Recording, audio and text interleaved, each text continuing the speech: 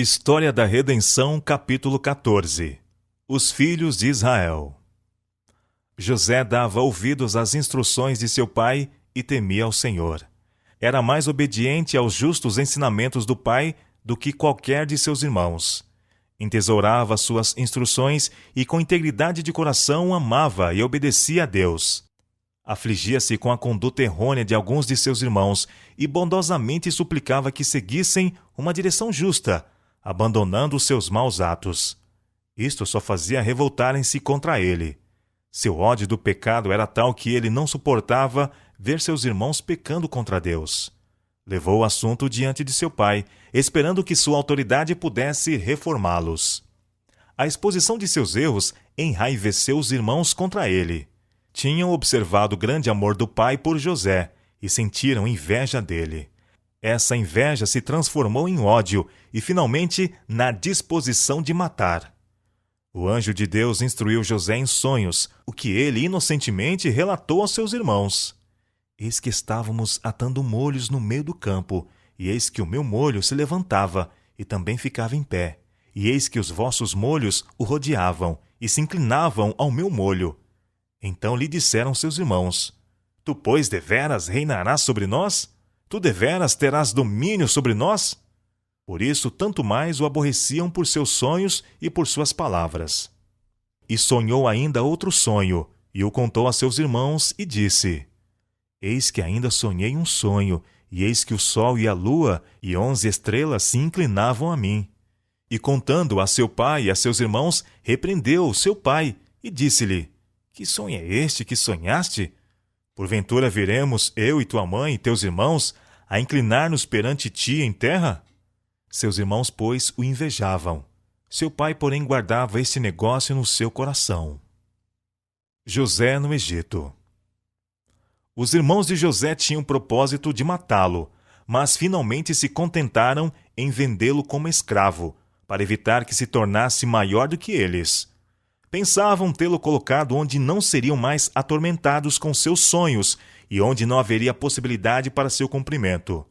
Mas a própria conduta que seguiram, Deus utilizou para fazer cumprir aquilo que desejavam jamais viesse a ocorrer, que ele tivesse domínio sobre eles. Deus não deixou José ir sozinho para o Egito. Anjos prepararam o caminho para sua recepção. Potifar, o oficial de Faraó, capitão da guarda, comprou dos ismaelitas. E o Senhor esteve com José, prosperando-o e dando-lhe o favor de seu senhor, pelo que todas as suas posses foram confiadas aos cuidados de José. Potifar deixou tudo o que tinha na mão de José, de maneira que de nada sabia do que estava com ele, a não ser do pão que comia. Era considerado uma abominação um hebreu preparar alimento para um egípcio. Quando José foi tentado a desviar-se do caminho da retidão, transgredir a lei de Deus e mostrar-se infiel a seu senhor, firmemente resistiu e deu prova do elevado poder do temor de Deus em sua resposta à esposa de seu senhor. Depois de falar da grande confiança que seu senhor depositava nele, entregando-lhe tudo o que tinha, exclamou: Como, pois, faria este tamanho mal e pecaria contra Deus? Gênesis 39, verso 39. Ele não seria persuadido a desviar-se do caminho da justiça e pisar sobre a lei de Deus por quaisquer incentivos ou ameaças. Quando foi acusado a um crime vil que lhe foi falsamente atribuído, não se entregou ao desespero. Consciente de sua inocência e justiça, ainda confiou em Deus. E Deus, que até então o defendera, não o desamparou. Foi preso em cadeias e metido numa sombria prisão. Contudo, Deus transformou seu próprio infortúnio em bênção. Deu-lhe favor com um carcereiro, e a José foi logo confiada a guarda de todos os prisioneiros. Aqui está um exemplo para todas as gerações que venham a existir sobre a terra. Embora estejam expostos a tentações, devem sempre compreender que há uma defesa à mão e que será culpa sua se não forem preservados. Deus será um auxílio presente e seu Espírito uma proteção. Embora cercados das mais severas tentações, há uma fonte de energia a qual podem recorrer para resistir a elas. Quão violento foi o assalto à moral de José! Veio de alguém de influência. alguém que era o máximo em habilidade para conduzi-lo ao descaminho. Contudo, quão pronta e firmemente foi ele resistido.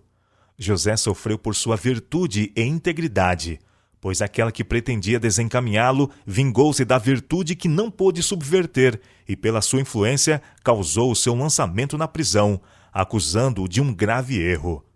Aqui José sofreu porque não abriu mão de sua integridade. Tinha colocado sua reputação e interesse nas mãos de Deus. Embora fosse submetido à aflição por algum tempo, a fim de ser preparado para uma importante posição, Deus manteve a salvo aquela reputação denegrida por uma ímpia acusadora e, posteriormente, quando Deus considerou oportuno, fê-la resplandecer. Mesmo na prisão, Deus preparou o caminho de sua elevação. A virtude, a seu tempo, alcançará sua própria recompensa. O escudo que cobriu o coração de José era o temor de Deus, o qual o levou a ser fiel e justo para com seu senhor e leal a Deus. Embora José fosse exaltado como governador sobre toda a terra, não se esqueceu de Deus. Sabia que era estranho numa terra estranha, separado de seus pais e irmãos, o que frequentemente lhe causava tristeza, mas cria firmemente que a mão de Deus tinha dirigido o seu caminho para colocá-lo numa posição importante. Confiando em Deus continuamente, desempenhou com fidelidade todos os deveres de seu ofício como governador da terra do Egito. José andava com Deus. Não seria persuadido a desviar-se da vereda da justiça e transgredir a lei de Deus por nenhum incentivo ou ameaça.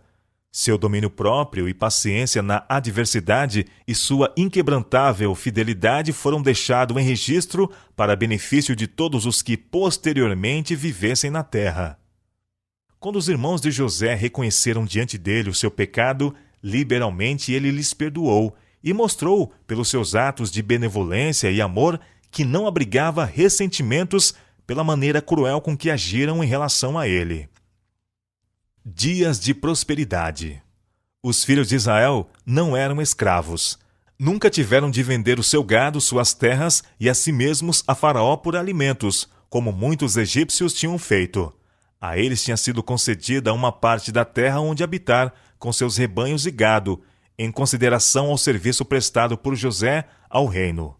Faraó apreciou sua sabedoria no uso de todas as coisas concernentes ao reino, especialmente na preparação para os longos anos de fome que viriam sobre a terra do Egito.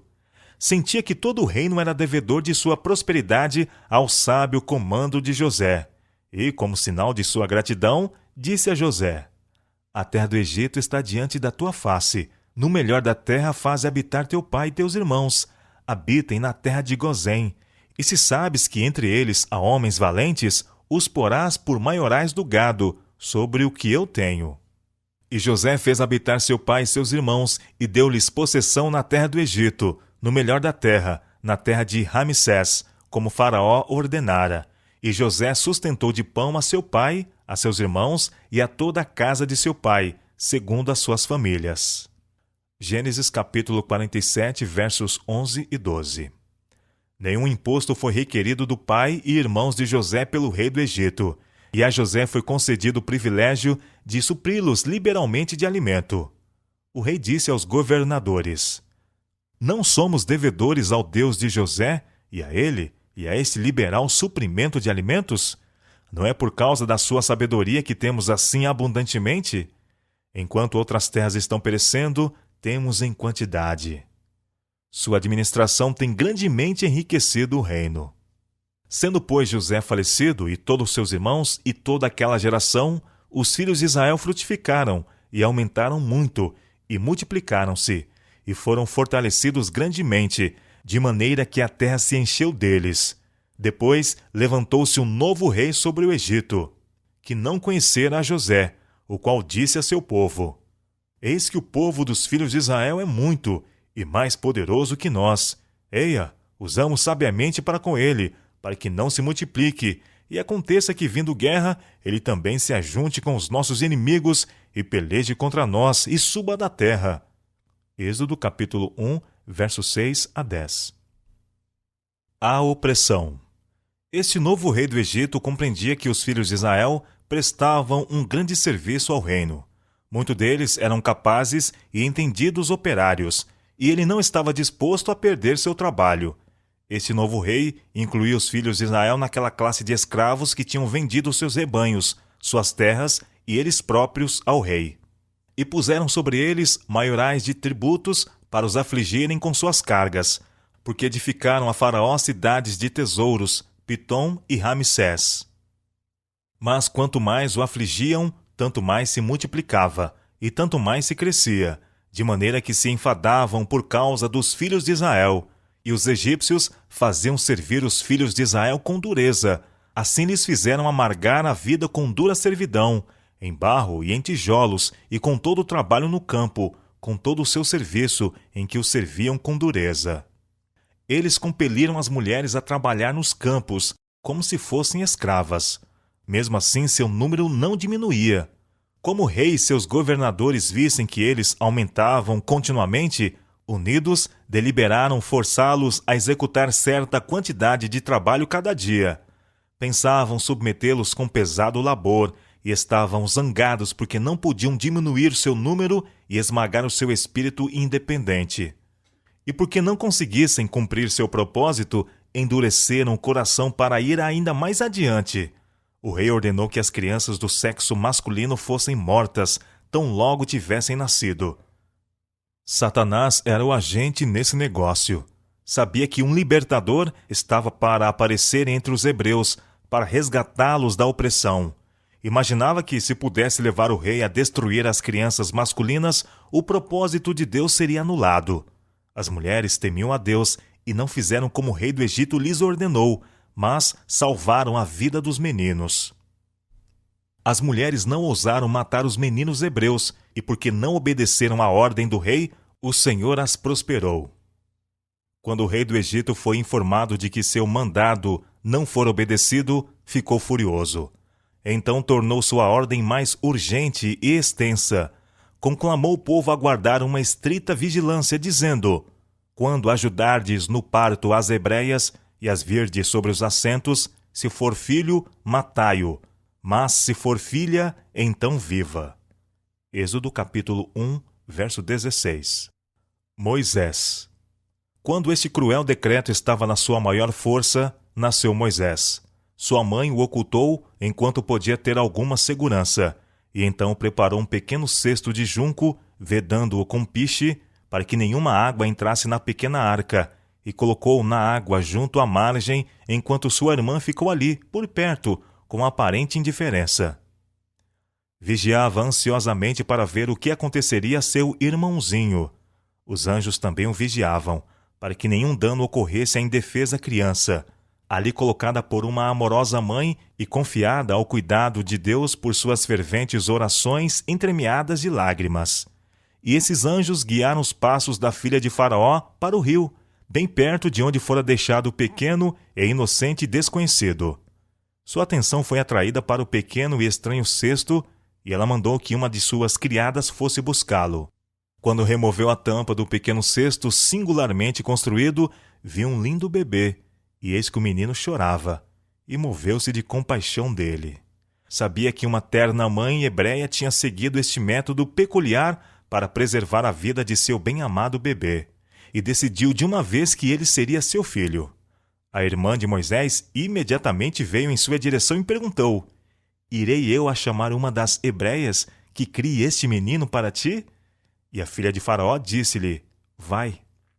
Alegremente correu a irmã à sua mãe e relatou-lhe as felizes novas, e conduziu-a a toda pressa à filha de Faraó, que entregou a criança à mãe para criá-la, sendo liberalmente paga para criar seu próprio filho. Com gratidão, essa mãe deu início à sua tarefa, agora feliz e segura. Ela cria que Deus tinha preservado a vida de seu filho. Fielmente aproveitou a preciosa oportunidade de educá-lo com respeito a uma vida de utilidade. Era mais específica em sua instrução do que na dos outros filhos, pois tinha confiança que fora preservado para alguma grande obra. Por meio de fiéis ensinamentos, ela instilou na sua mente jovem o temor de Deus e o amor pela verdade e justiça. Não descansou aqui em seus esforços, mas fervorosamente orou a Deus por seu filho, para que fosse preservado de toda influência corruptora. Ensinou-o a prostrar-se e orar a Deus, o Deus vivo, pois apenas ele podia ouvi-lo e ajudá-lo em qualquer emergência. Procurou impressionar sua mente com a pecaminosidade da idolatria. Sabia que ele logo seria separado de sua influência e entregue à sua real mãe adotiva, para ser rodeado de influências tendentes a fazê-lo descrer da existência do Criador dos céus e da terra. As instruções recebidas de seus pais foram de molde a fortificar-lhe a mente e protegê-lo de ser exaltado e corrompido pelo pecado, tornando-se soberbo em meio ao esplendor e à extravagância da vida na corte. Possuía mente clara e coração compreensivo, e nunca perdeu as piedosas impressões recebidas na juventude. Sua mãe conservou tanto quanto pôde, mas foi obrigada a separar-se dele quando tinha cerca de 12 anos, tornando-se ele, então, o filho da filha de Faraó. Aqui Satanás foi derrotado. Levando Faraó a destruir os meninos, pensava anular o propósito de Deus e aniquilar aquele que Deus suscitaria para libertar seu povo. Mas esse mesmo decreto, condenando as crianças hebreias à morte, foi o meio usado por Deus para colocar Moisés na família real, onde teria vantagens para tornar-se homem entendido e eminentemente qualificado para tirar do Egito seu povo. Faraó esperava elevar ao trono seu neto adotivo. Educou-o para estar à frente dos exércitos do Egito e guiá-los nas batalhas. Moisés era o grande favorito dos exércitos de Faraó e honrado porque conduzia a guerra com superior perícia e sabedoria. E Moisés foi instruído em toda a ciência dos egípcios e era poderoso em palavras e obras. Os egípcios consideravam Moisés como personalidade notável. Preparação especial para a liderança. Moisés foi instruído pelos anjos de que Deus o havia escolhido para ser o libertador dos filhos de Israel. Os líderes entre os filhos de Israel foram também ensinados por anjos de que o tempo de seu livramento estava próximo e que Moisés era o homem a quem Deus usaria para cumprir este propósito. Moisés imaginava que os filhos de Israel seriam libertados pela guerra e que ele seria o chefe das multidões hebreias para conduzir a batalha contra o exército egípcio e livrar seus irmãos do jugo da opressão. Tendo isto em vista, Moisés resguardou suas afeições para que não fossem muito fortes em relação à sua mãe adotiva ou a Faraó, a fim de não lhe ser muito difícil permanecer livre para fazer a vontade de Deus. O Senhor preservou Moisés de ser prejudicado pela influência corruptora a seu redor. Os princípios da verdade, recebidos de seus pais tementes a Deus em sua juventude, nunca foram esquecidos por ele. E quanto mais necessitava de ser defendido da corrupta influência reinante na corte, as lições de sua juventude produziram fruto. O temor de Deus estava diante dele. Tão grande era o seu amor pelos irmãos e tão grande o seu respeito pela fé dos hebreus que ele não encobria o parentesco pela honra de ser herdeiro da família real.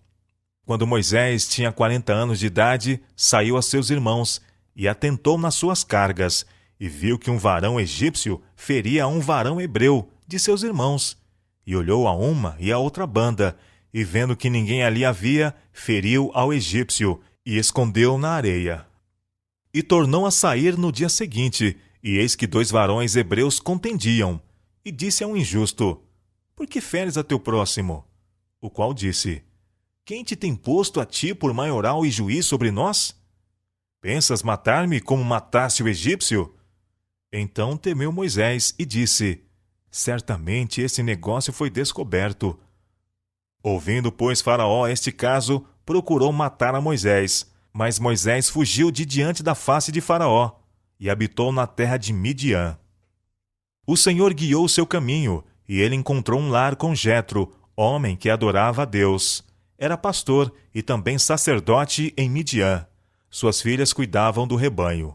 O rebanho de Jetro, porém, logo foi colocado sob o cuidado de Moisés, que se casou com uma das filhas de Jetro e permaneceu em Midian por 40 anos. Moisés foi precipitado em matar o egípcio. Supunha que o povo de Israel entenderia que uma providência especial de Deus o suscitara para livrá-los. Entretanto, Deus não pretendia libertar os filhos de Israel pela força, como Moisés pensava, mas pelo seu próprio grande poder, para que a glória fosse atribuída a ele somente. Deus rejeitou o ato de Moisés em matar o egípcio para efetuar seu propósito. Tinha, em sua providência, introduzido Moisés na família real do Egito, onde recebera uma esmerada educação. Contudo, não estava preparado para que Deus lhe confiasse a grande obra para a qual o suscitara. Moisés não podia deixar imediatamente a corte do rei e os privilégios que lhe eram garantidos como neto do rei, para realizar o trabalho especial de Deus. Tinha primeiro que encontrar tempo para obter experiência e ser educado na escola da adversidade e da pobreza. Enquanto vivia em seu retiro, o Senhor enviou seus anjos para instruí-lo especialmente com relação ao futuro. Aqui, ele aprendeu mais plenamente a grande lição do domínio próprio e humildade. Guardava o rebanho de Jetro, e enquanto cumpria sua humilde tarefa como pastor, Deus o estava preparando para se tornar o pastor espiritual de suas ovelhas, o seu povo de Israel.